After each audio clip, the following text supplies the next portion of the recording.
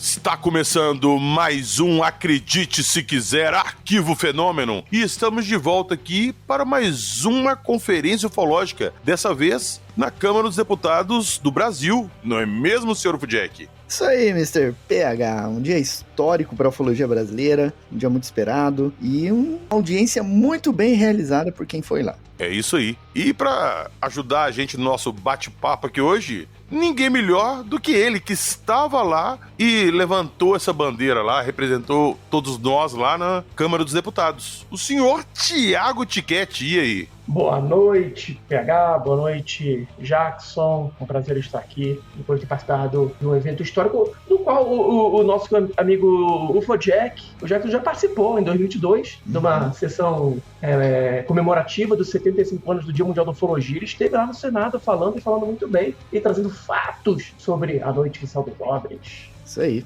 Então é isso aí. Então daqui a pouquinho, logo depois da vinheta, nós vamos saber o que aconteceu nessa audiência ufológica.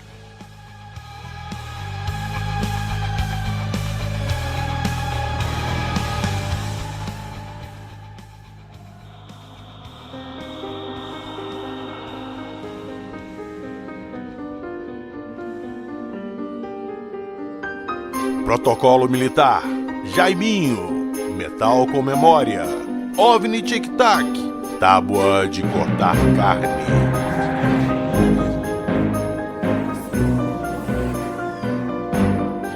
Acredite se quiser.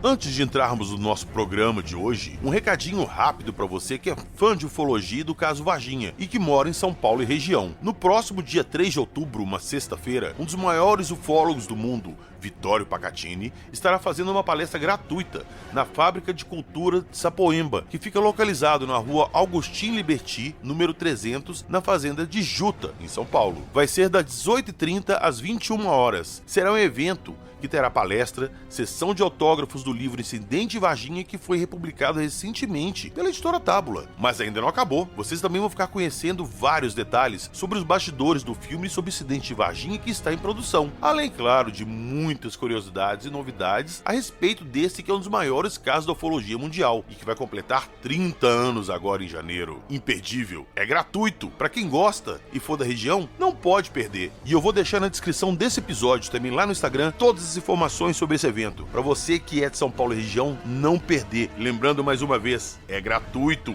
então não percam.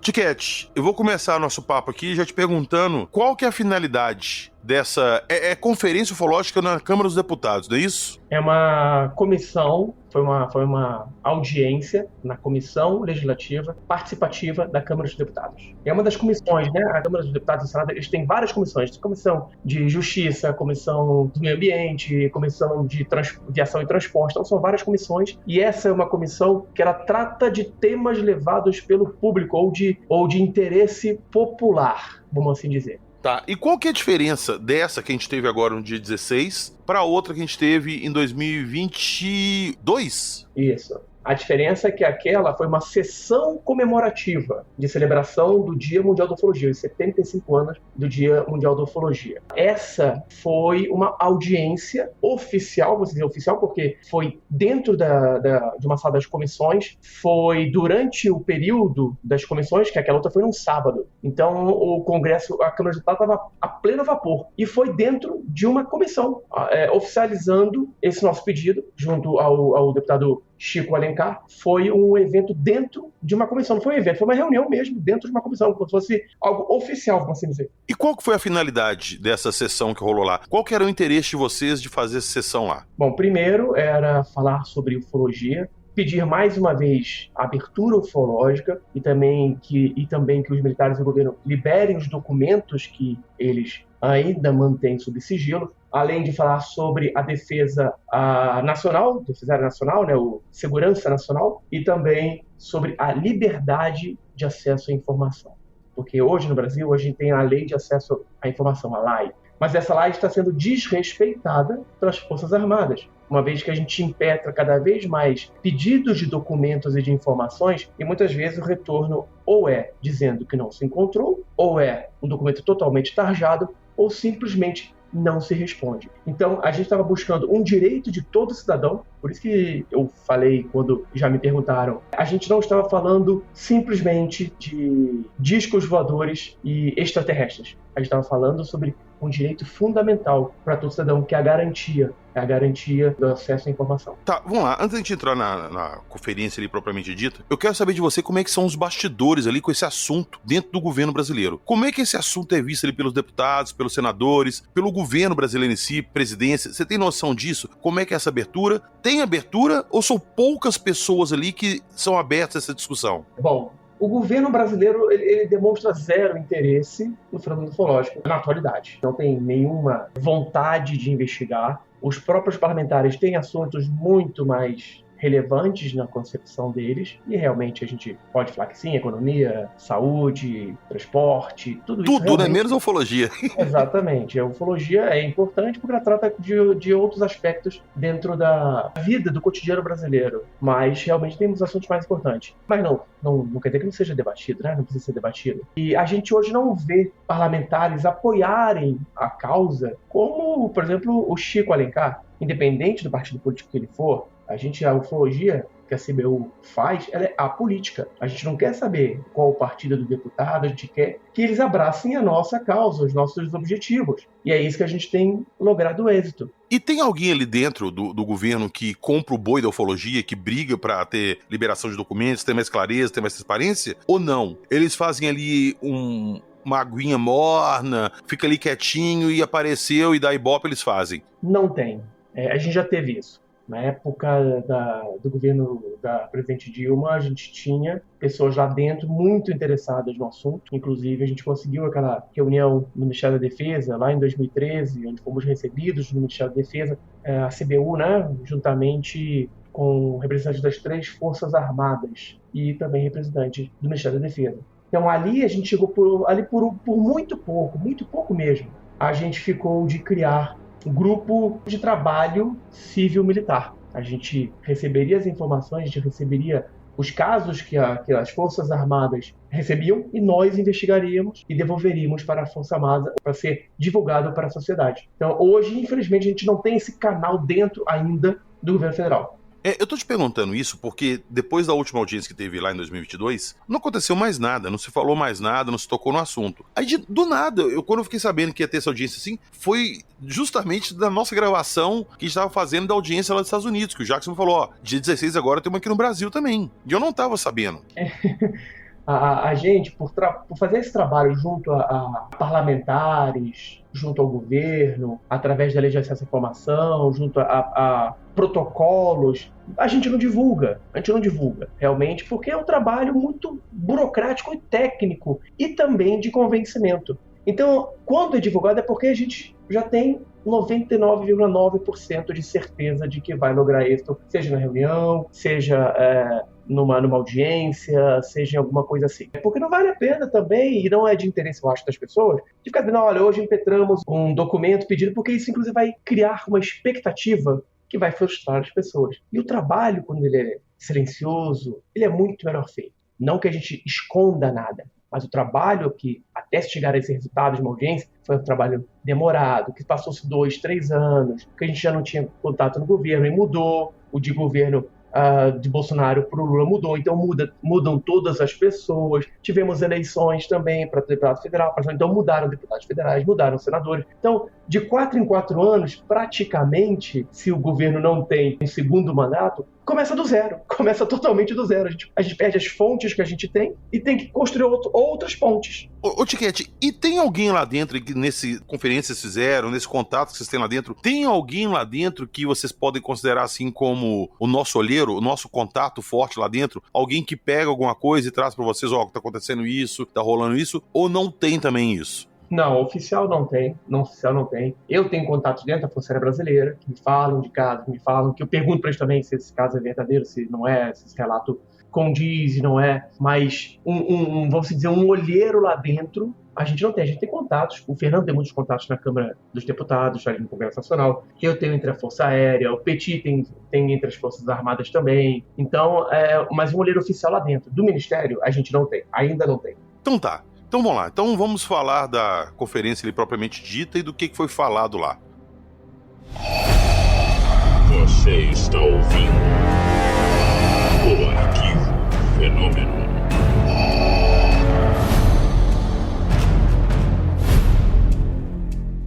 Vamos lá, Tiquete. Vamos lá. Me fala quem estava lá e sobre o que cada pessoa falou e o que cada pessoa levou lá para apresentar. Bom, a minha palestra, a minha fala foi relacionada às audiências que estão ocorrendo nos Estados Unidos, que começaram lá em 2022, depois do vídeo que foi vazado, lá em 2017 para 2018. Os Estados Unidos começaram a se preocupar muito com o assunto. Os Estados Unidos não, os parlamentares norte-americanos, né, os congressistas norte-americanos, começaram a se perguntar o porquê que estavam existindo tantos orçamentos secretos sem eles saberem para onde ia esse dinheiro. Então, o questionamento dos Estados Unidos não é necessariamente se os objetos que estão sendo vendidos são terrestres ou extraterrestres. Eles querem saber que objetos são esses e de onde vêm. Se são de outro país, se são de outro planeta. Eles querem saber o porquê que o governo americano e os militares estão gastando milhões de dólares para investigar alguma coisa que eles falam que não é uma ameaça à segurança nacional, que falam que é uma coisa que não tem importância, que falam que é uma coisa que não existe. Então, se não existe, por que está gastando tanto dinheiro? E se está gastando tanto dinheiro para investigar esses negócios, onde estão os resultados dessas investigações, dessas análises? Então, a minha palestra foi isso. Eu também mostrei alguns vídeos desses UAPs, né, esses UFOs, que o Pentágono não consegue esconder, não consegue responder, e também o mais recente, que foi aquele míssil Hellfire, que atingiu um OVNI, que parece que o OVNI foi atingido, soltou 3 pedaços, e esses pedaços parece que continuaram perseguindo o objeto, como se fossem ligados a ele, desmonta e depois monta de novo. E a sequência do vídeo, que tem 1 minuto e pouquinho, mostra que o objeto não caiu, ele continuou sobre o oceano. Então, não tem uma explicação do Pentágono. Ô, Tiquete, antes de entrar no restante do pessoal ali, deixa eu puxar esse aqui que eu acho interessante. Porque a gente citou isso no último episódio, que foi o que foi apresentado lá no Congresso americano. Esse vídeo de um míssil abater um possível UAP. Nós analisamos ali rapidamente, antes da nossa gravação. O Joab pegou o vídeo, fez uma análise. O Joab, inclusive, deu uma como é que eu posso dizer assim? Uma luz ali pra gente do que poderia ser, que talvez fosse um teste, um treinamento militar ali pra acertar um alvo com os mísseis e tal. Só que depois, outras pessoas foram fazendo análise também com mais calma, e a maioria das pessoas falou que aquilo ali não era um teste militar. Inclusive o Jorge Ueso, ele sempre faz umas análises muito boas. Muito boas. Ele é membro do grupo de análise de imagens da revista UFO. Porra, ele é muito bom. Inclusive, ele já tá intimado pra vir conversar com a gente aqui. Muito bom. Ele fez uma análise lá, cara, maravilhosa, com um vídeo assim, mostrando a posição que o drone que tava filmando tava, que o objeto tava, que o míssil tava. E você vê ali que pela posição do negócio, realmente não era um balão, não era um treinamento. Alguma coisa aconteceu ali, sacou? Sim. Então, eu quero saber sua opinião desse vídeo. O que você acha que aconteceu ali? Pra mim, ele é um genuíno UFO, um OVNI. É um objeto voador não identificado. A gente não sabe o que é. Eu vi algumas análises, vi do Jorge, vi de outras análises também. Uns falando que ele foi abatido e ali caiu uns pedaços e depois ele caiu, só que num vídeo de 1 minuto e 30 não mostra aquele objeto caindo. Outros disseram que não era um balão realmente, que o objeto ricocheteou, o míssil nem explodiu, o míssil parece que ele bateu e resvalou. Isso, ricocheteou no negócio. E ele realmente bateu naquilo, porque ele muda de direção. Então é um vídeo que o Pentágono até agora não se manifestou, se é real ou não é, não deu um parecer e não deu uma explicação. Então, para mim, aquilo é um OVNI, é um objeto voador não identificado que aí a origem dele a gente não sabe agora. Cara, porque olha só, para pensar um pouquinho. Nós temos 2 objetos ali voando, o UAP e o míssil que vai atingir ele. Então a gente tem um míssil vindo com uma velocidade e o objeto está no ar. Não tem nada sustentando ele está no ar. Se é um míssil atingir um avião, vai dar uma merda gigante, porque o impacto do míssil vai mandar o avião longe, vai explodir e tal. Principalmente pela força ali do impacto, sacou? Sim, e esse Hellfire, ele é um míssil que atravessa blindados, que atravessa bunkers. Então não é qualquer coisa, não é qualquer míssilzinho. Pois é, o meu ponto é que, aparentemente, O objeto bateu nele, ele deu uma leve arredadinha assim e boa. Não teve aquele impacto e deslocou o objeto que novamente estava voando. Ele estava, aspas, sem sustentação nenhuma ali, a não ser pela propulsão própria dele. O que era aquilo que segurou a porrada de um míssil sem ele sair voando a torto por aí? Não, e o mais intrigante é que o míssil não explodiu. Aqueles destroços que te vê, aquilo é do míssil ou do objeto? Aquilo é do objeto. Então chegou a variar o objeto. Não sabemos se avariou ou se desprendeu algum pedaço. Tem gente falando que se desprendeu um pedaço e os pedaços voltaram a ele. Porque parece que os três pedaços eles chegam a voar em formação. Se fosse caindo, eles desapareceriam muito rápido da tela. Isso algumas análises que eu vi. Eu não fiz análise porque eu não sou analista de vídeo. Estou falando algumas análises que eu vi. Tem um cara no YouTube que acho que é Pixels, uma coisa assim, que ele faz umas análises bem legais. E ele falou, olha, realmente destruiu aqui e não sei explicar esses objetos que parece que até que voltaram a fazer parte do objeto em si. Então ainda é um mistério. Pode ser que ali na frente todo mundo descubra o que era aquilo, ok, mas agora a gente não tem explicação. É porque a gente lembra muito da história lá de Roswell, do metal com memória, que voltava à forma original e tudo. Eu não sei se aplica nesse caso aqui, porque tava voando e tal, não sei o quê. Mas me lembrou muito, igual no Exterminador do Futuro 2, quando cortava um pedaço ali do T-1000, voltava pro corpo dele e se unia a ele de novo, sacou? Exatamente. É exatamente isso que me lembrou ali. Então será que era algum tipo de tecnologia assim? Parece, né? A gente tá falando tudo especulação. Sim. Tô especulando, mas parece.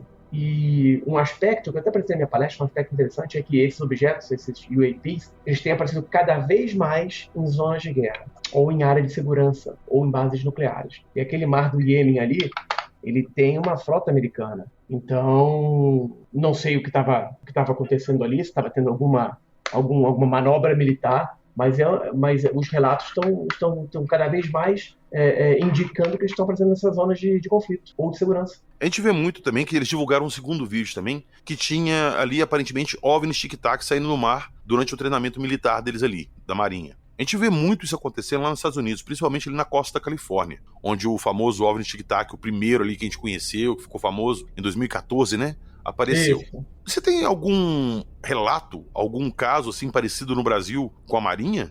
Não, porque a Marinha, inclusive, é muito difícil ela divulgar algum relatório pra gente. Quem mais divulga relatório pra gente é a aeronáutica.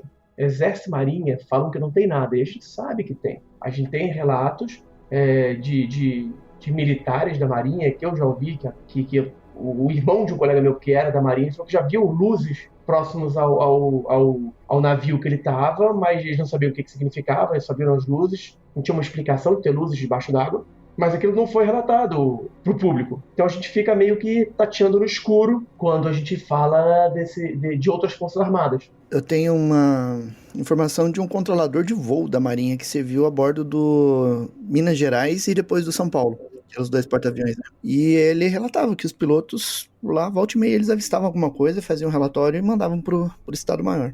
Isso é recente? Não, ele deu baixa já tem alguns anos, mas ele é um militar, ele tinha acho que 26 anos de carreira de controle de voo. Então ele tinha essa interação, né, com os pilotos, ele via pelo radar lá os objetos e tudo. Então ele relata, teve vários casos. Inclusive um dos objetos, ele tinha uma forma de tábua de cortar carne. Foi a descrição que ele deu. Porra!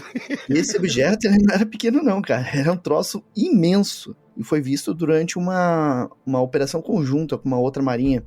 Esses treinamentos que a Marinha faz com outros países, né? Foi visto no meio desses treinamentos aí. Eu pergunto isso porque o OVNI tic-tac, ele é basicamente avistado nos Estados Unidos. A gente não tem um outro relato dele ter aparecido em outro lugar. Pelo menos até onde eu sei, todos os relatos que a gente tem de tic-tac são com a Marinha Americana. Tem. Por favor, compartilhe. Em 1947, 23 de julho de 1947, em Campo Mourão, aqui no Paraná. O caso do José Higgins. A gente já comentou desse caso. Sim. É pior que mesmo. A mesma relação, cara. A mesma descrição, exatamente.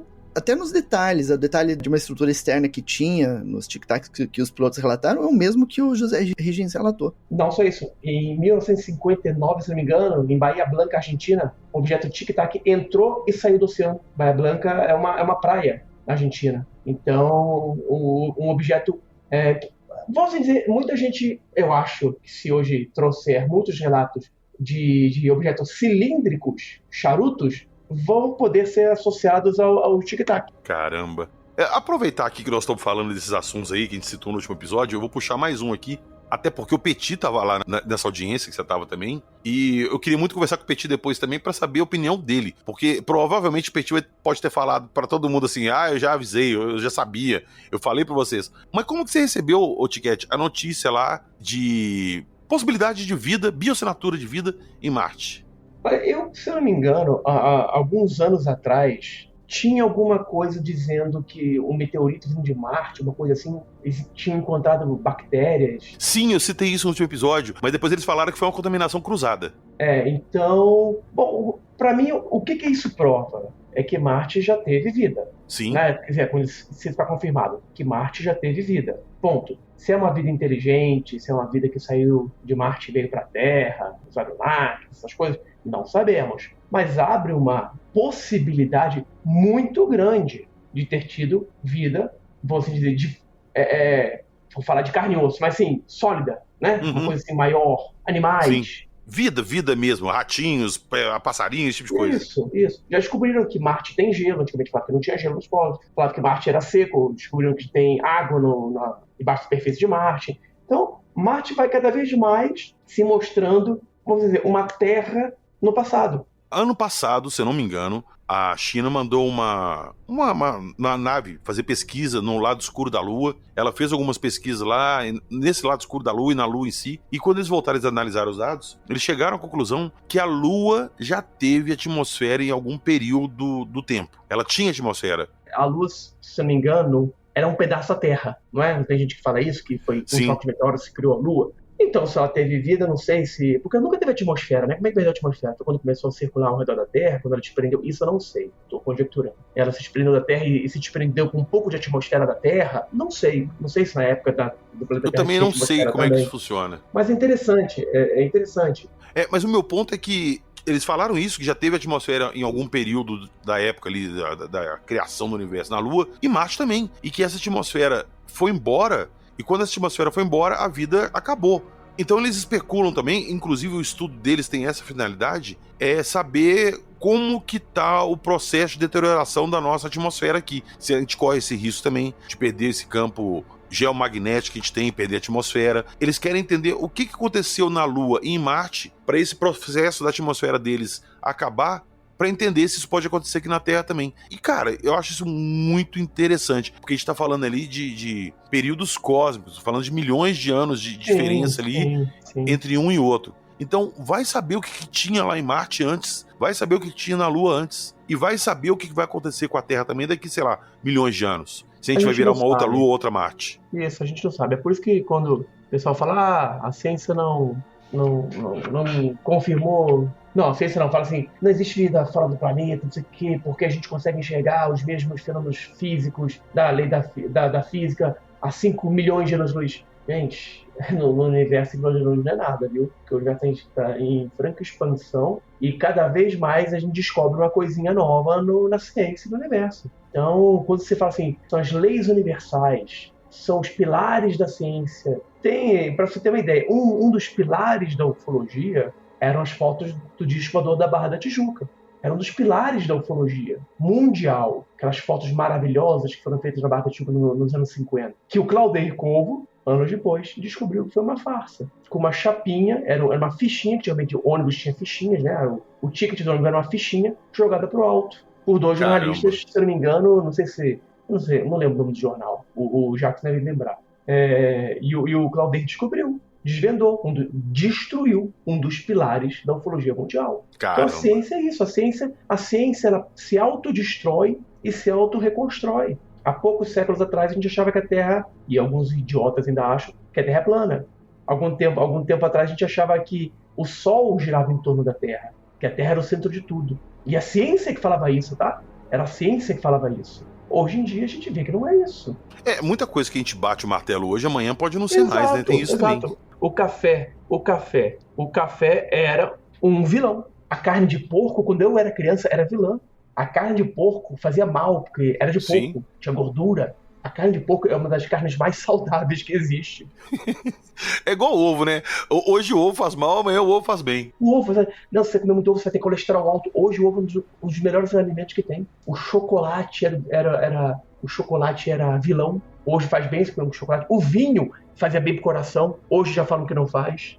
Cada dia é uma coisa diferente. Exato, é a ciência. E falando em ciência, eu vou jogar essa bola agora pro Jackson, porque eu sempre me pergunto o seguinte, com o James Webb ali no espaço agora, a gente tá fugindo um pouco da nossa conferência ali, mas é tudo ufologia, então vamos lá, depois a gente volta. Mas com o James Webb no espaço agora, com lentes melhores, pegando estrelas que estão muito longe e tal, não seria mais fácil, Jackson, a gente descobrir luz artificialmente criada em algum planeta com o James Webb? Ele conseguiria identificar isso, que é uma luz artificial? Cara, com o James Webb eu acho que ainda não.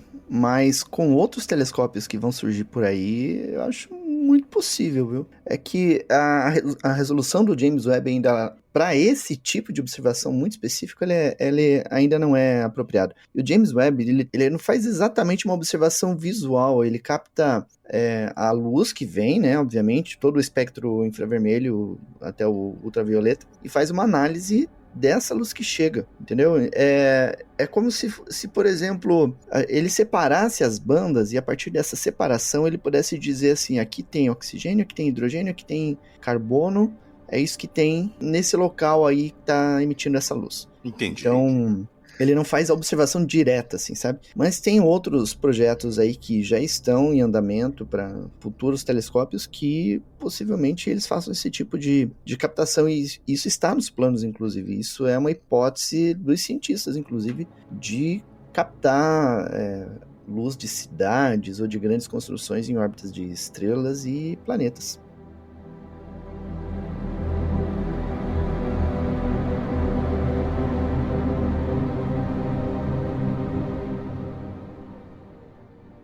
Voltando à nossa conferência ufológica brasileira, Tiquete, quem mais estava lá e o que eles falaram? Tava o Petit, tava o Pacatini, você, quem mais estava lá? A Lala apareceu lá depois, mas ela não estava na bancada, né? Isso, a gente compôs a bancada, eu, o Petit, o Fernando e o Pacatini. E vieram especialmente e somente para essa audiência, a Lala e o Carlos Odoni, os membros da Comissão Brasileira de Ufólogos. Além de outras pessoas também interessadas e muito interessadas pelo fenômeno, alguns colegas nossos também de Brasília, entusiastas, pesquisadores. Então foi uma audiência, não teve a mesma popularidade do que a CPMI do INSS, mas tinha bastante gente lá, assim. Inclusive no final, eu dei uma entrevista juntamente com o deputado Chico Alencar para a TV Câmara ao vivo, para falar sobre esse tema. Então, o tema, e a imprensa mostrou, né? O tema, ele levantou criou um interesse muito legal da imprensa. O Pacatini falou, depois de mim, ele falou sobre o caso Varginha, afirmou que os militares estão guardando documentos do caso, existe fita do ET de Varginha, fotos, e ele criticou os militares pelo IPM, né? Pelo inquérito policial militar, falando que os militares disseram que era o mudinho. E aí ele fez uma rápida linha do tempo que o mudinho tinha que ser o The Flash. Ele tinha que ter sido visto pelas meninas, tinha que ser visto pela aquela senhora que viu no zoológico, tinha que ter sido visto capturado pelos bombeiros, então o mudinho era o The Flash. Não era o mudinho, era o The Flash. E, obviamente, ele criticou também o Serjão dos Foguetes, Serjão, vamos debater ufologia com ufólogos sérios. Tô te convidando, na boa, de fazer uma bancada pra gente debater ufologia. Ufologia, fecha aspas. Ele não vai, Tiquete. Ele só coloca os argumentos dele, só coloca as coisas dele pra quem não entende e não tem como argumentar com ele. Aí ele passa por entendido e o sabe tudo, sacou? Mas se ele for pegar e bater de frente com você, ele nunca vai aceitar, porque ele vai perder na discussão. Não, mas então isso aí acho que chamar à toa. Eu ia chamar assim um naipezinho legal. Eu ia chamar o Jackson, ia chamar o Petit, ia chamar o Pacatini. Putz, eu ia moer ele. E pra pimentar, eu chamava o Rafael Amorim. Então ia ser bem legal o negócio. Ele poderia debater ufologia, pra aprender um pouquinho, porque ele fala muita besteira. Eu só acho que a gente tinha que colocar na cabeça do pessoal da ufologia pra parar de ficar dando engajamento pra ele. Se o cara falar uma merda de ufologia, ignorar totalmente, porque ele fala. Mas aí eu não consigo, já. Eu juro pra você. Pra ganhar like, né? Eu me segurei Segurei não, eu respirei, eu pensei em botar coisa no lugar, porque tiveram duas participações ali críticas, uma muito mal educada, e a pessoa estava totalmente deslocada ali, ela foi sem saber o que estava sendo discutido, ela foi sem saber o porquê que existia uma comissão daquela. Foi lá para lacrar, tanto é que ele chegou com aquele chapéuzinho de alumínio e com o microfone de lapela pendurado no paletó. Quando ele entrou, eu vi que aconteceu alguma coisa não muito normal. E as perguntas que ele fez, as acusações, chamando o pessoal de circo, que ele era um circo, foi muito mal educada. Foi. Se mostrou uma pessoa despreparada, é jovem ainda. Eu espero que ele aprenda com a vida, porque você pode, num local democrático, e graças a Deus a gente ainda vive numa democracia, você pode contestar, mas faça com educação, se intere do assunto, do que está sendo tratado, porque ele não era o local. Assim como ele falou que era ridículo que fosse tratada ufologia no ambiente de uma Câmara de Deputados, muitas outras pessoas acreditam que é o ambiente correto para ser tratado. Agora, peraí, só uma aspas. Se a gente tá falando de uma parada que invade nosso espaço aéreo, leva cidadãos à contra-vontade, devolve, faz isso, faz aquilo, rouba gado, eu acho que é uma questão de segurança nacional e o governo deveria olhar sim para isso. Eu também acho. Ali ele elencou que o Brasil tinha que olhar mais para a ciência, Eu concordo com tudo isso, concordo. Então ele que trabalhe para que esses temas sejam levados para alguma comissão no Congresso Nacional. Nós, CBU e Revista UFO, trabalhamos para que esse assunto sobre ufologia, sobre lei de acesso à informação e sobre defesa nacional fosse levado para aquela comissão. Então ele foi muito mal educado. Aí teve um outro também que falou que é ufologia na ciência, que não sei o quê. Esse entende menos ainda, né? É um racionalista, ele entende muito menos ainda do que estava sendo tratado ali, porque a ufologia realmente não é uma ciência. Não é. Ainda. Mas a ufologia, para a investigação ufológica, um ufólogo de verdade, faz pesquisa de campo, ele usa todas as outras ciências. A gente usa química, física, matemática, biologia, astrofísica, astronomia. A gente usa várias ciências para a nossa pesquisa. E ele se mostrou uma pessoa totalmente ignorante nesse aspecto. A contribuição podia ser, olha, eu acho que a ufologia realmente não é uma ciência, que ela precisa de metodologia científica, concordo plenamente. Existem cursos que te dão um direcionamento metodológico científico, que é o curso da MUFON, de pesquisador de campo. Ele te dá uma metodologia, um padrão, uma metodologia científica. Não quer dizer que você tem que ir para um laboratório, e ficar fazendo amostra. Não, você tem pessoas que fazem isso. Mas a metodologia científica é uma metodologia de pesquisa. Então ele foi muito infeliz, os dois foram muito infelizes em aparecer ali. Foi para ganhar like, o outro era mais um tema mais partidário, que é algo que eu já falei, e a gente não leva para partidário, a gente leva para pesquisa ufológica. A gente não quer saber se quem vai receber a gente é PT, PL, PSDB, PP, Centrão, não quero saber disso. Eu quero pessoas que acreditem no que a gente busca e que, se possível, nos apoiem. Simples assim. Perfeito. Ô, Tiquete, eu quero tentar, eu não sei se provavelmente você não vai conseguir me dar essa resposta, infelizmente, quem dera se conseguisse, mas vamos lá, eu quero tirar uma dúvida com você. O que chamou a atenção do Senado americano ali para o assunto da ufologia não foi discos voadores, não foi pessoas sendo abduzidas, não foi isso. Foi que estava se gastando muito dinheiro, um dinheiro que não era destinado a isso, mas estava sendo usado para isso, para fazer a pesquisa. E esse dinheiro saía do dinheiro dos contribuintes. Então, isso motivou eles a começar essa investigação para saber onde que esse dinheiro estava sendo aplicado e o que eles descobriram. Eu vou agora jogar essa situação para o Brasil. Como é que isso funciona no Brasil? As pessoas que eu falo é no sentido militar, tá? As pessoas que controlam esse segredo, que controlam essas informações. De onde que vem a verba para eles? Tem algum departamento que destina verba para eles? Não tem? É uma verba que entra por fora também? Como que funciona isso? Ou o Brasil não tem nada disso? Sempre acontece alguma coisa, é de fora? O Brasil não tem nada disso. O Brasil já teve Cioane, já teve Operação Prato, já teve investigações, prometeram um relatório final da Noite dos Salvos Homens, isso nunca aconteceu. A gente não tem planejamento, a gente tapa buraco. O Cioane ele foi criado para investigar casos diante de uma enormidade de casos que estavam surgindo.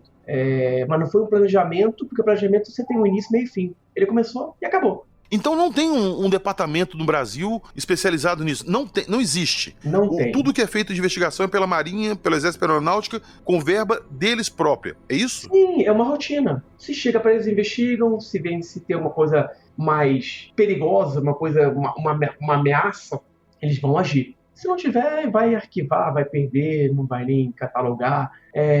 Durante um bom tempo, todo ano, os documentos que a Força Aérea recebia, ela mandava para o Arquivo Nacional, né? Tem uma lei para isso. Ficou anos e anos, alguns anos, sem nenhum documento ser enviado para o Arquivo Nacional. Você acredita que realmente não teve, nesses 3, 4 anos, nenhum avistamento? É claro que teve. O que aconteceu é que o grupo dentro da Força Aérea, que era responsável por receber, catalogar e enviar esses documentos para o Arquivo Nacional, foi encerrado. Então não é feito mais cadastro nenhum de avistamento, de nada? Hoje em dia não se sabe como é feito. Volta e meia eles jogam assim uns 20 documentos no Arquivo Nacional. Mas não é uma coisa padronizada, não tem uma regulação para isso? Não tem regulação, não tem uma coisa padronizada, não tem uma equipe. Isso eu te falo vindo de militares da ativa dentro da aeronáutica. Cara, eu acho isso muito estranho. O Brasil tratar isso dessa forma, quando você vê os Estados Unidos tratando de uma forma totalmente diferente. Mas essa é a diferença, dos Estados Unidos com o Brasil. Primeiro, eles têm um orçamento 10 vezes maior que o nosso. Segundo, eles também têm os mesmos problemas que a gente. Em menor escala. Eles têm problema político, econômico, social, tem todos esses problemas. E tem alguns problemas até maiores, né? Que se metem em guerras aí à torta direito. Mas eles têm um orçamento muito grande para a área militar e eles se preocupam com o que tem no espaço aéreo deles. Não porque eles acreditam que sejam discos voadores de seres extraterrestres. Eles se preocupam com a segurança nacional daquele país. Tivemos o ataque a Pearl Harbor, tivemos as Torres Gêmeas, tivemos vários atentados nos Estados Unidos. E os Estados Unidos são o inimigo público número 1 da grande maioria de países de esquerda, países islâmicos, países que os Estados Unidos representa o imperialismo, ele representa o capitalismo. Então os mais radicais que são contra isso vão querer atacar os Estados Unidos. Então eles têm uma atenção muito maior para isso, diferente do Brasil. Ninguém quer explodir uma bomba no Brasil, ninguém quer fazer um atentado terrorista no Brasil. Já foram alguns descobertos antes que isso acontecesse, graças a Deus. Mas a gente não é o alvo número 1 do mundo. Mordecai, eu fico me perguntando o seguinte: aconteceu com as Varginha. Supostamente caiu uma nave, seres, isso foi recolhido pelo exército, levado lá pra ESA, aí veio um avião de fora e catou. Teve o caso Feira de Santana, caiu, sei lá, uma nave, aí foram lá também, pegaram, levaram. Teve a Noite Oficial dos OVNIs, teve a Operação Prato. Como é que isso funciona? O exército pega isso tudo aí, vira para os Estados Unidos, liga e fala assim: vem cá buscar que a gente não quer nada disso? Não. Os Estados Unidos falam assim: estou indo aí buscar. E foi? É isso? É isso. Sendo bem didático, é isso. O Brasil Cara, eu não consigo conceber uma coisa dessa. Eu também não consigo. O Brasil não Como é que você entrega uma parada dessa assim, para os outros e você não tem o mínimo interesse em estudar? Isso, exatamente. Interesse pode até ter. Interesse pode ter. Mas aí tem uma política externa. Falar olha, vocês não têm capacidade para estudar isso. Você vai dar problema para vocês. E o Brasil fala, realmente, não vou gastar dinheiro com isso. Isso aqui, para mim, se descobrir que eu tenho um discodão aqui, vai dar um problema para mim, pro Brasil. Os Estados Unidos falam, realmente vai dar um problema para você, vai dar um problema para mim também, porque eu vou começar a associar com o que eu tenho. A história deve ser essa. O bate-papo deve ser esse. Eu não consigo conceber uma coisa dessa porque existe um protocolo para essas coisas. Quando alguma coisa cai aqui, tem um protocolo. Mesmo que seja com o auxílio dos Estados Unidos, tem um protocolo aqui que é seguido. Então, eu fico pensando assim, não tem ninguém responsável direto por isso? Quando acontece uma parada dessa, cai no colo do primeiro que atender. Ah, caiu ali, ligaram pra Marinha, é a Marinha que vai atender. Ah, caiu um negócio lá, o Exército foi lá, o Exército que assume? É assim? O de Varginha, segundo os pesquisadores, dizem que os Estados Unidos avisaram que tinha um objeto no espaço aéreo brasileiro que ia cair em Varginha.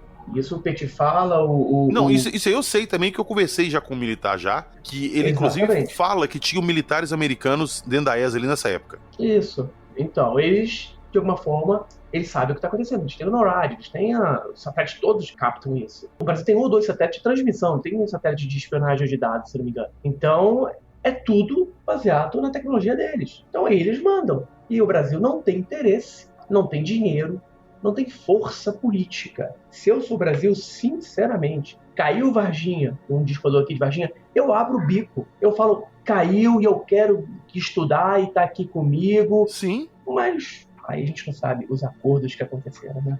E se não tem esse interesse do Brasil em estudar esse tipo de assunto a fundo, pegar, guardar, estudar, analisar, por que o sigilo com a documentação? Aí é diferente, porque, por exemplo, você tem um registro. As Forças Armadas recebem o registro, recebem uma foto, recebem um vídeo. E aí, para não se complicar, para não ter que gastar, sabe o Jaiminho do Chaves? Para evitar fadiga? Isso, é isso. Para eu ter que investigar, eu vou ter que ter recursos para isso. Aonde que eu vou tirar recursos? Vou tirar recursos da educação? Eu vou tirar recursos de programas sociais? Cara, eu acho que no Brasil está tudo, em primeiro lugar, baseado em orçamento. no orçamento. O cara vai ter que explicar, eu preciso de um orçamento para pesquisar um disco voador. Aí nego vai falar o seguinte, porra, com tanto problema no Brasil, tu vai pesquisar disco voador e ET, tá falando sério? É isso. Que governo brasileiro teria coragem para arriscar uma eleição, ou arriscar 4 anos de governo, falando que pegou um disco voador? Primeiro dia uma novidade, segundo dia uma novidade, terceiro dia uma novidade, no quarto dia o nego já tá acabando, cadê o dinheiro aqui que não repassaram para mim para eu pagar, sei lá, a merenda escolar? É isso. É a mentalidade brasileira. Cara, eu vou fazer uma pergunta pra vocês dois. Isso é uma teoria da conspiração que já circula há muito, muito tempo. Mas pra mim, não é teoria da conspiração. Eu acredito que isso aconteceu de fato. Mas eu vou julgar isso pra vocês dois. Eu quero a opinião de vocês dois. Depois da história do ET de Varginha, teve uma reunião, eu não vou lembrar agora, acho que foi em Campinas, com militares de alto escalão, inclusive militares de outros países vieram. Uma reunião a portas fechadas. E logo depois se anunciou que o Marcos Pontes era o primeiro astronauta brasileiro.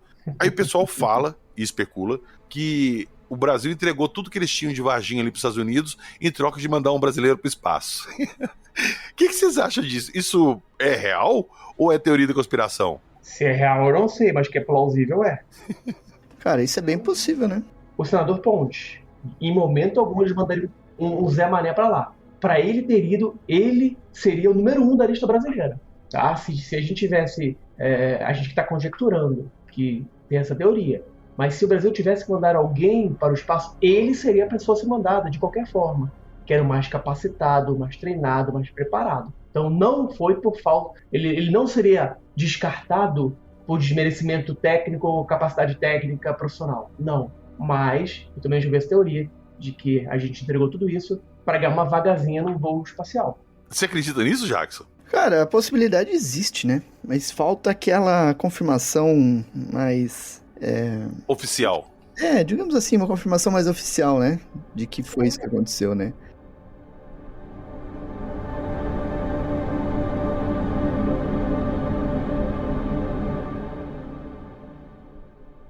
Ô, Tiquete, depois disso tudo que a gente conversou aqui, a gente deu um apanhado no que rolou lá nessa audiência, o que a gente pode esperar aqui pra frente? Vai ter novas audiências? Essas novas audiências, elas têm interesse de trazer alguém relevante pra falar, algum militar, alguém que teve algum contato com alguma coisa, trazer um denunciante, igual era o caso dos Estados Unidos, ou porque das 2 vezes que a gente teve isso aqui, ficou só na área ali dos ufólogos, trazendo pesquisas, trazendo fatos, pedindo liberação de documentos. Não teve, assim, uma coisa, que eu posso falar assim, nossa, agora o negócio andou. Olha o que esse cara que eles trouxeram falou. Não tem isso. Tem algum interesse? Tem algum plano para fazer isso acontecer aqui ou não? Não é interesse, é objetivo, é meta. Isso o deputado Chico Alecrim falou, olha... estamos trazendo os ufólogos aqui para eles apresentarem o ponto de vista deles, apresentarem os requerimentos deles, mas eu acredito que a gente tem que trazer também militares da ativa, da reserva, acadêmicos, cientistas, que queiram contribuir com o debate, sendo a favor da hipótese extraterrestre ou não. O debate é para isso, é bom para isso, se debater. Então é nossa intenção sim de continuar o nosso trabalho. De repente você ouve assim, nova audiência. Você vai nem saber que vai acontecer nova audiência, você vai saber assim, quando tiver já confirmado, que é o jeito que a gente trabalha. É nosso interesse. A gente tem pessoas que, na minha opinião, que tem 2 ou 3 na cabeça, que teriam interesse em falar. Peraí, calma. Peraí, eu te pergunto isso agora. Você tem alguns nomes assim que poderiam trazer alguma coisa relevante? Quem seriam elas? Tem. O Manuel Buenas, que foi o controlador de tráfego aéreo, que vetou alguns pilotos da Noite Sal dos Obras. O Jackson conhece ele. Ele, eu acho que falaria. Ele era o contador de tráfego aéreo de São José dos Campos. Ele viu, ele registrou no radar, ele orientou o piloto a perseguir o objeto. Então ele é uma pessoa que poderia falar. Temos o Jordão, não, qual o nome de que perseguiu o Jackson? Do piloto? Ele estava na Azul, acabou de se aposentar. O Kleber Marinho. Acabou de se aposentar. Ah, é? Acabou de se aposentar, eu tô tentando falar com ele. Eu já entrei contato com a filha dele já. Saber. Impressiona, mas quando eu for falar com ele, me chama que eu quero falar junto também. Olha. Vamos agilizar isso então. Outro que já deve estar se aposentando aí é o Viriato, o comandante Viriato. Ele estava trabalhando na Sideral, que acho que é uma companhia aérea, acho que é daqui de Curitiba, inclusive. Eu tô desconfiado que ele mora por aqui. E que também deve estar aí em vez de se aposentar também, né? Exatamente. O Kleber acabou de se aposentar, eu vi uma postagem do nada da filha dele, entrei em contato com a filha dele já falou com ele que eu quero falar com ele, só que falou, olha, ele tá muito aí, ele acabou de se aposentar, tá se inventando uma vida nova, eu logo eu vou dar um toque nele, porque eu acho que ele inclusive conhece meu pai, eu conheci o meu pai. Ah, é? É verdade, né, os dois pilotos. Eu acho que meu pai na época em 85, ele era tenente, meu pai em 86, meu pai acho que já era major, então provavelmente conheceu meu pai. E na hora que a gente conseguir divulgar que a gente está procurando por militares, o Petit deve conhecer um monte, o Fernando deve conhecer um monte. Você conhece algum? Eu conheço vários, da ativa inclusive, só que uma coisa que eu acho nos Estados Unidos é que eles estão também defendendo que esses delatores ou quem esteja na ativa não sofra nenhuma consequência por delatar. Né? E isso é algo que os congressistas americanos estão ouvindo dos delatores, que olha, tem muita gente que tem medo de falar porque vai ser prejudicado na sua carreira. Então a gente teria que garantir de alguma forma isso aqui no Brasil também, porque eles não vão querer falar. Eu tenho coronéis, eu tenho tenentes coronéis, eu tenho brigadeiros, tudo isso. Que eles já me falaram, um dia, quando a gente chegar, um de nós vai chegar ao comando da aeronáutica. E eles podem ter certeza que tudo vai sair. Eita. Então, esse pessoal não vai falar. Eles não vão acabar com a carreira, porque são militares de carreira, são de alta patente. Se não tiver uma garantia muito forte e confiável, e mesmo assim eu acho que eles não devem falar, sendo sincero, acho que não deve falar, porque vai prejudicar a carreira dela, porque a promoção para brigadeiro não é todo mundo que chega a tenente-coronel que chega a coronel e vira brigadeiro. Não é todo mundo. É uma escolha. Independente da sua classificação da turma de formação, é uma escolha e muitas vezes beira a escolha política, de amizade. Então o cara não vai querer perder uma patente de brigadeiro porque falou isso. Mas teremos sim pessoas muito interessantes, se for um dia vocês falam, e acadêmicos, né? Vamos para o Serjão dos Foguetes para falar lá. Quem sabe o Serjão dos Foguetes não explica pra gente que o ET de Varginha era um macaco com problema genético, fugindo de uma caverna inundada em Minas Gerais durante uma tempestade. Quem sabe o Serjão não fala? Serjão, vem falar com a gente, Serjão. Serjão, amolece esse coração, Serjão. Vamos aprender. Aprender é bom. Você ia falar alguma coisa, Jackson? Não, eu só ia falar pra ele não fugir, mas eu achei, não, deixa. O recado do Tiquete já foi perfeito. Então tá. Você está ouvindo Acredite Se Quiser.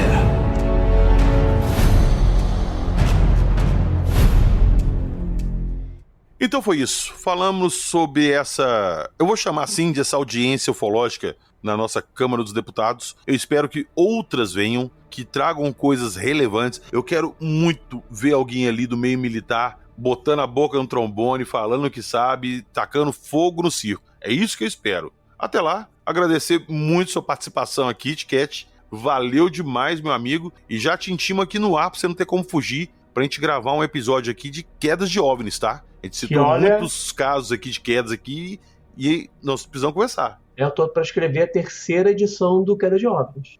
Pois é, então a gente tem que agilizar isso aí pra quando você lançar o 3º, a gente já ter um episódio ali também pra gente fazer. Beleza? Perfeito. Então já fica preparado aí. Tiquete, vou deixar o espaço aqui pra você. Se você quiser mandar um recado pessoal, divulgar alguma coisa aí, meu amigo, fica à vontade. Beleza, mais uma vez, só para agradecer a todos. Lembrando que a gente tem a revista UFO, que ela agora, em setembro, voltou a ser publicada. A princípio ela vai ser só da forma digital, e isso é bom porque fica mais atrativa para o público. Você pode imprimir depois, se você quiser. Ela pode ser comprada por qualquer pessoa no mundo que fale português. Mais dinâmica e com muito mais páginas. Então, é só entrar ali no site da revista UFO, www.ufo.com.br, e ali na loja da UFO tem os produtos da revista UFO. Tem também a revista UFO, que estamos chegando à edição 300. Essa de setembro é 298. Estamos chegando à edição 300 da revista UFO, a mais antiga, mais situada, a maior revista ufológica do mundo. É isso aí. Valeu demais. Senhor UFO Jack, fala o pessoal aí das nossas lives do Alô Terráqueos e do Portal Fenômeno, que tem muita novidade lá, né? PH, eu tenho uma novidade, acho que nem você tá sabendo ainda. Opa, vamos lá.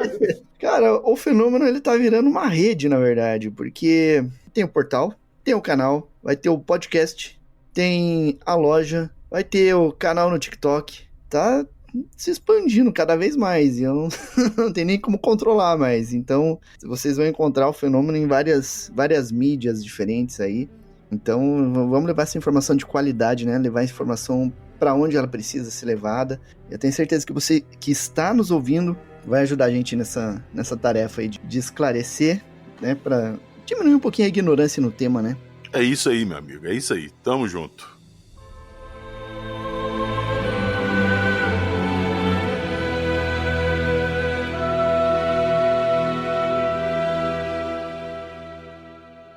Eu não tenho nada para deixar na descrição do episódio hoje porque nós falamos dessa audiência. Mas, se você for lá na descrição do episódio, tem uma novidade. O link do nosso site, acreditesequizerpodcast.com.br. Nosso site agora substitui o antigo Apoia-se e o Patreon. Então, agora, para vocês apoiarem o podcast, entrar no nosso grupo do WhatsApp, vocês vão acessar acreditesequizerpodcast.com.br, fazer a assinatura de vocês por lá, acessar o nosso grupo do WhatsApp e lá vocês podem baixar todos os episódios em MP3 para o celular, para onde você quiser, para escutar onde você quiser, sem propaganda do Spotify, sem nada atrapalhando. E lembrando que todo mês vai ter sorteio lá para quem tiver com a assinatura em dia. Inclusive, essa semana aí nós já vamos sortear uma caneca e uma luminária de um fantasminha muito legal pro pessoal lá. Eu botei uma enquete lá no grupo, o pessoal escolheu o que queria ser sorteado esse mês, e eles escolheram a caneca e essa luminária de fantasma. Então, se você quer participar do nosso grupo, participar dos sorteios, baixar os episódios para não ter problema com o Spotify, entra lá, acreditesequizerpodcast.com.br. Valeu! Nos vemos na próxima semana com mais notícias ufológicas. E não se esqueçam que aqui nós só contamos as histórias. E o que, senhor Thiago Tiquete? Acredite, se quiser. É isso aí.